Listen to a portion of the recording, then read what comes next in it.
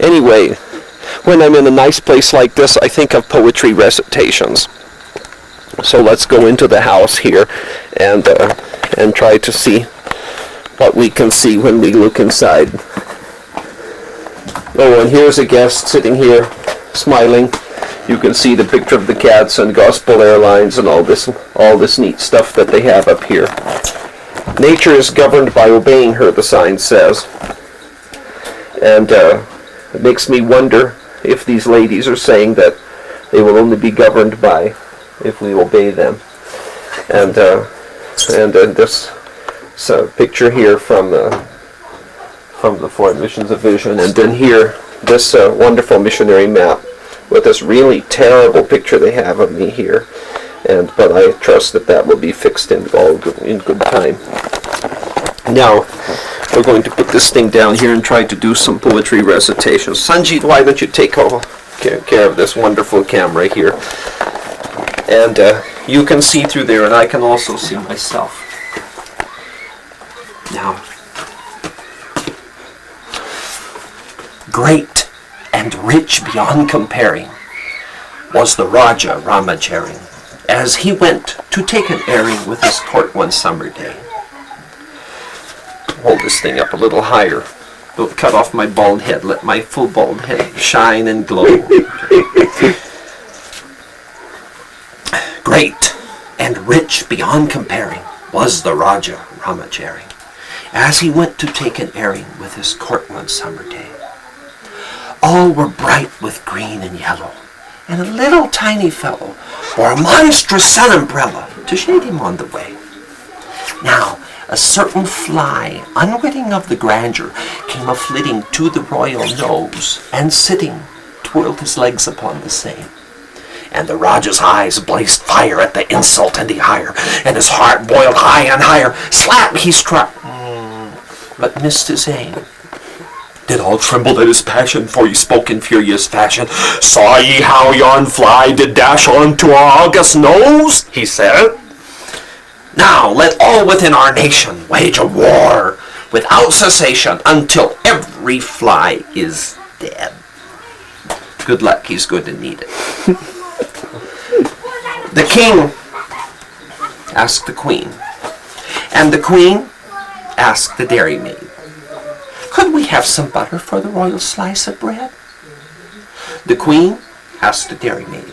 The dairymaid said, certainly, I'll go and tell the cow now before she goes to bed. The dairymaid, she curtsied and went to the Alderney. Don't forget the butter for the royal slice of bread. The Alderney says sleepily, you'd better tell His Majesty that many people nowadays like marmalade instead.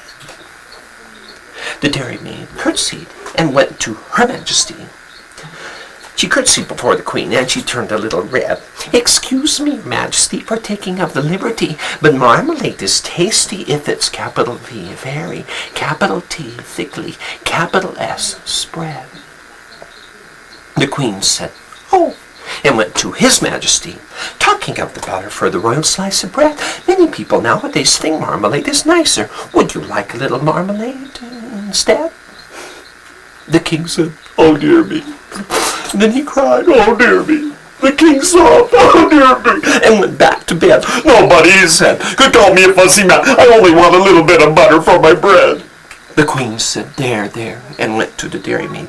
The dairymaid said, there, there, and went to the shed. The cow said, there, there, I didn't really mean it. Here's milk for his porridge and butter for his bread. The Queen took the butter and went to His Majesty. The King said, butter, and bounced out of bed. Nobody, he said, as he jumped into his trousers. Nobody, he said, as he slid down the banister. Nobody, he said, as he kissed her tenderly. Nobody, he said, could call me a fussy man, but I do like a little bit of butter for my bread. Now, let's try. The sun was shining on the sea, shining with all his might. He did his very best to make the billows smooth and bright. And this was odd. because it was the middle of the night. The moon was shining sulkily because she thought the sun had no business to be there after day was done. "It's very rude of him," she said, "to come and spoil the fun." The sea was wet, as wet could be. The sands were dry as dry. You couldn't see a cloud because no cloud was in the sky. There were no birds flying overhead. There were no birds to fly. The Walrus and the Carpenter were walking close at hand. They wept like anything to see such quantities of sand. "If it were only cleared away," they said, "it would be grand. If 7 maids with 7 mops swept it for half a year, do you suppose," the Walrus said, "that they could get it clear?" "I doubt it," said the Carpenter, and shed a bitter tear. "Oh, oysters, come and walk with us," the Walrus did beseech. "A pleasant walk, a pleasant talk along the briny beach. We cannot do with more than 4 to lend a hand to each." The eldest oyster winked his eye, and never a word he said.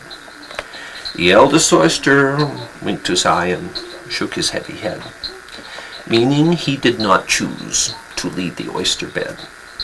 The 4 young oysters hurried up, all eager for the treat. Their clothes were brushed, their faces washed, their shoes were clean and neat, and this was odd because, they hadn't any feet. And 4 more oysters hurried up, and yet another 4, and thick and fast they came at last, more and more and more, all hopping through the frothy waves and scrambling to the shore. The Walrus and the Carpenter walked on a mile or so, and then they rested on a rock, conveniently low, and all the little oysters stood and waited in a row. "The time has come," the Walrus said, "to talk of many things, of shoes and ships and sealing wax, of cabbages and kings, and why the sea is boiling hot, and whether pigs have wings." "But wait a bit," the oysters cried, "before we have our chat, because some of us are out of breath and all of us are fat." "No hurry," said the Carpenter. "They thank you much for that." "A loaf of bread," the Walrus said, "is what we chiefly need. Pepper and vinegar besides are very good indeed. And now if you're ready, oysters dear, we can begin to feed." "But not on us," the oysters cried, turning a little blue. "After such kindness it would be a dismal thing to do." "The night is fine," the Walrus said. "Do you admire the view?" "It seems a shame," the Walrus said, "to play them such a trick after we've made them come so far and made them trot so quick."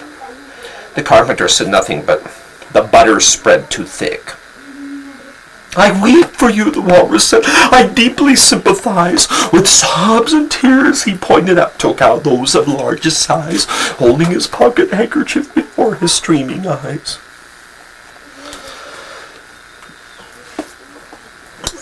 "Well, oysters," said the Carpenter, "we've had a pleasant run. Shall we be trotting home again?" But answer came there none. And this was scarcely odd, because they'd eaten everyone. "What?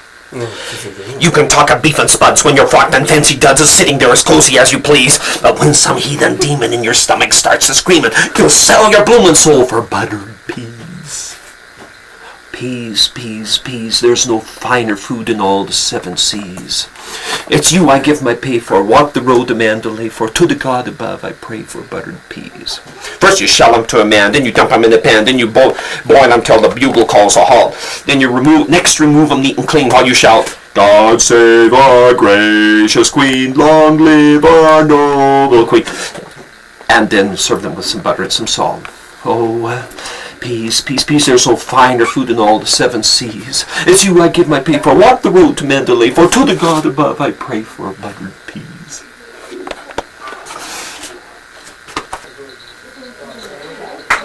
There was a boy from ancient Greece who played upon the fiddle, sometimes high, sometimes low, and sometimes in the middle.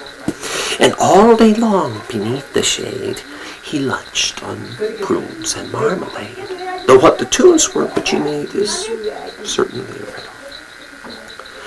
3 tigers, gaunt and ravenous, came grumbling from the wood, intent to slay the fiddler, but his music was too good. So round about him once they filed, till by the melody beguiled, they sat them softly down and smiled, as only tigers could. And thus beguiled they sat and smiled throughout the whole long day, until at length there wasn't left another tune to play. What happened then? I don't know. I wasn't there to see. But when a man runs short of tunes, can tigers be appeased with prunes and marmalade and silver spoons? That's what perplexes me.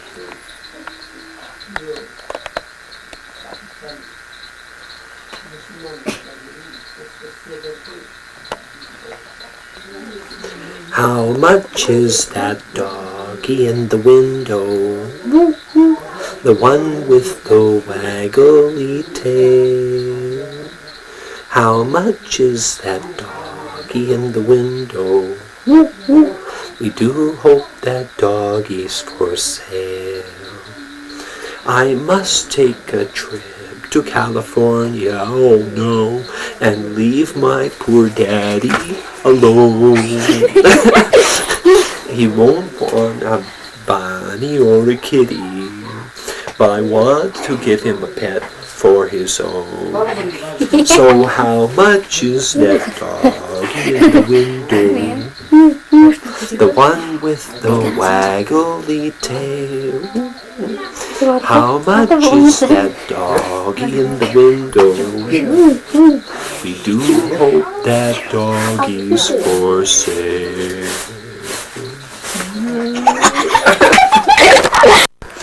Now for this next poem, you need to think of me as being Puffin, all right? A puffin, of course, is this bird with a big beak, so that shouldn't be too hard for you to imagine. So an ocean-dwelling bird, which would be hard for you to imagine if you know how bad my swimming is. But anyway, we'll try this now. Once there was a puffin, shaped like a muffin, and he lived on an island in the bright blue sea. He ate little fishes that were most delicious, and he had them for breakfast, and he had them for tea. But the poor little puffin couldn't play nothing, 'cause he had no one to play with at all. So he sat all the while on his wee lonely isle, and he felt very lonely, and he felt very small. Then along came the fishes, and they said, "If you wish us, you can have us for playmates instead of for tea." Now they play together in all sorts of weather, and the puffin eats pancakes like you and like me.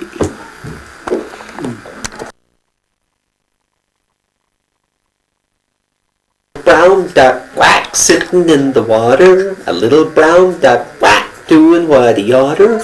He paddled right by the lily pad, flapped his wings, and he said, "I'm glad I'm a little brown duck quack sitting in the water."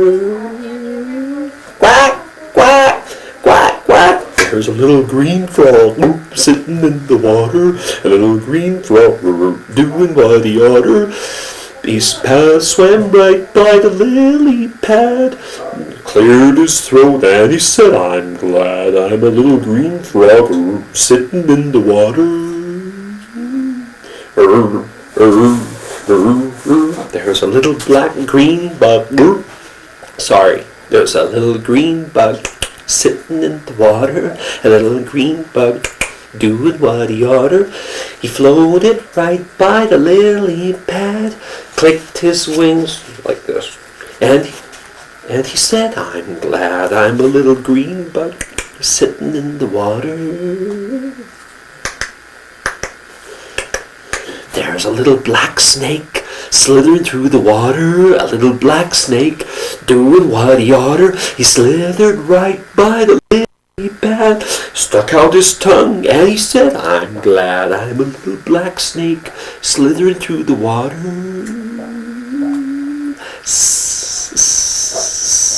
Now there's nobody left sitting in the water, nobody left doing what he oughter. The duck and the frog got The little black snake scared the frog so bad, the duck ran away, and now it's sad that there's nobody left. Sitting in the water, swimming in the water, floating in the water, slithering through the water.